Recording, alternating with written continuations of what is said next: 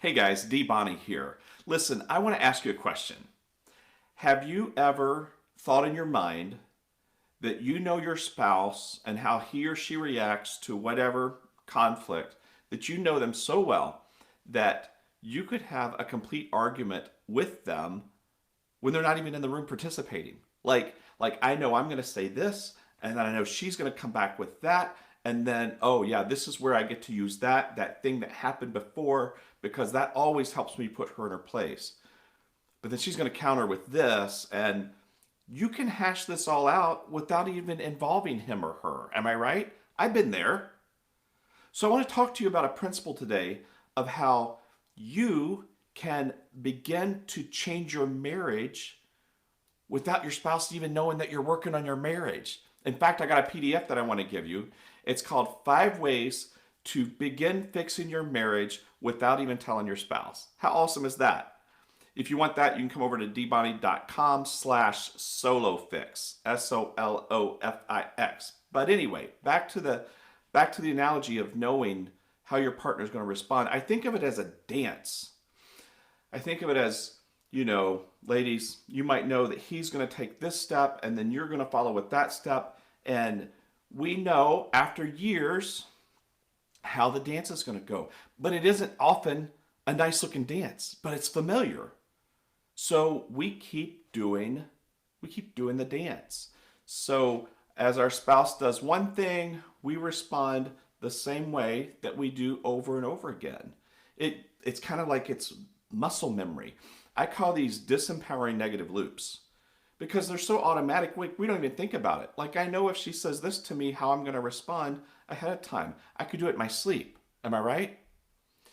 But here's the thing that happens. Like we end up getting to a point where we're frustrated in our marriage and we want the other person to change, but their dance moves are not going to change until our dance moves change.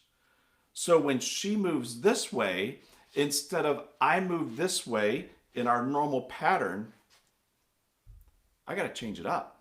If I want to ever have her do a different dance, I have to change my steps. And it's going to feel awkward, right? Because there's an expectation that when he does this, you do that.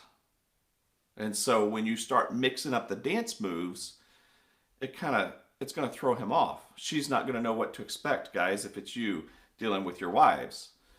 But that's the key. That's the key to how one person can start changing the direction that the marriage is headed. We got to learn new dance moves. So I want to talk about one thing today that you can do. Get the PDF. It's got 4 other tactical approaches that you can take if you want to change your marriage by yourself without even talking to your spouse about it. It does not involve getting a different spouse. Let me tell you that up front. So the first thing that I want to cover today is the idea of responding differently. The dance is an amazing analogy, right? If he takes 2 steps forward and you always cut him off in that part of the move, learn a different move. So what's that really mean in practical steps? It means that you respond differently. I think that a great place to start is that you respond with love and kindness that you don't normally do.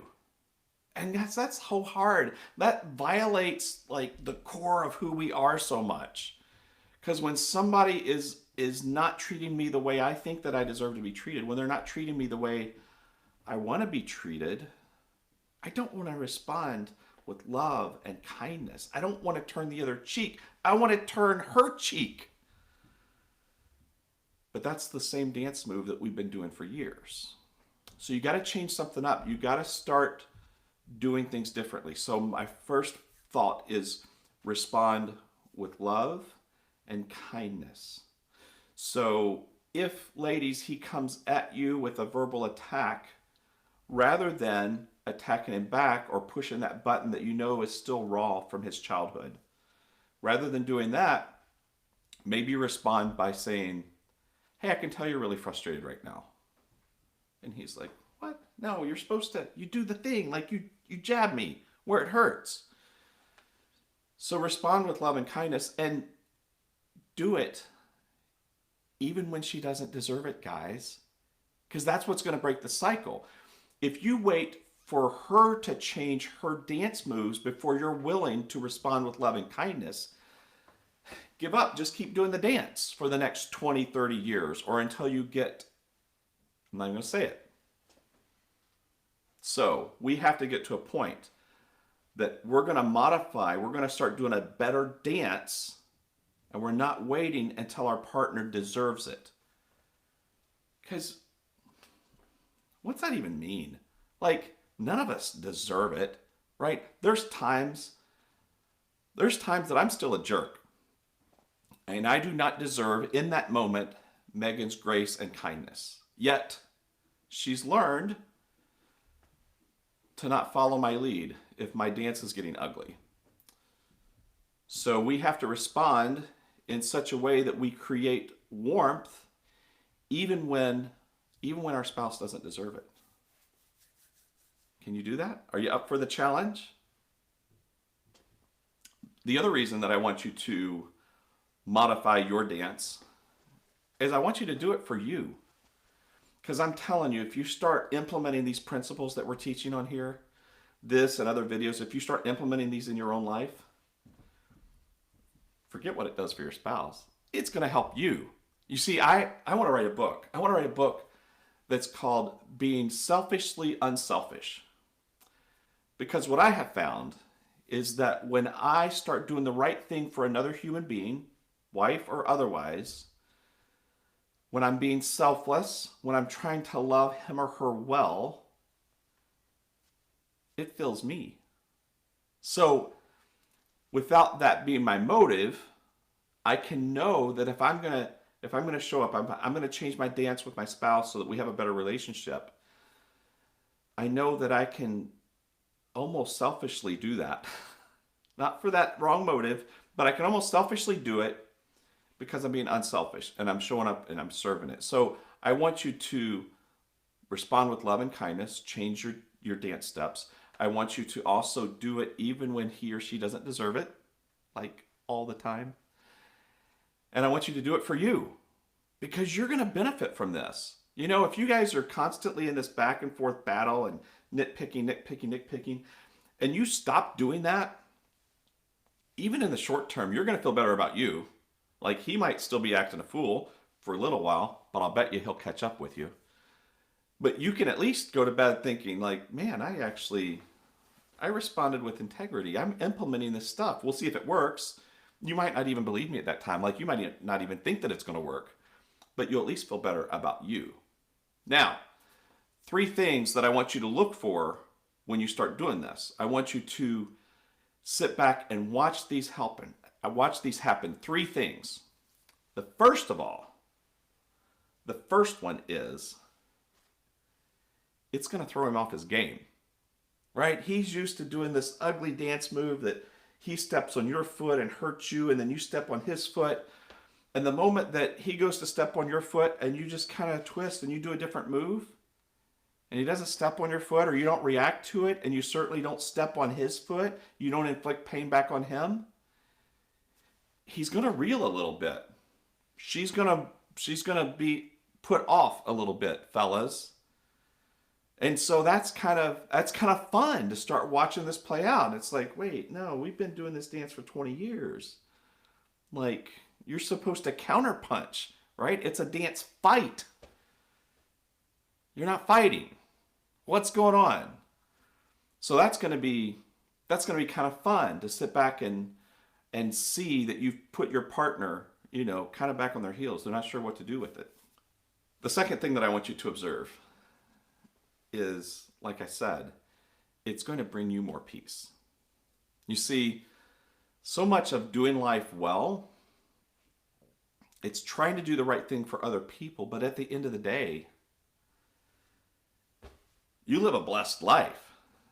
Like, you do go to sleep with less angst and bitterness. And, when your spouse is mistreating you, when they're doing the thing that kind of gets under your skin, and you respond in that moment like you always have with that same dance, it might feel better for a couple minutes, right? You showed her, you got that off your chest. She had it coming.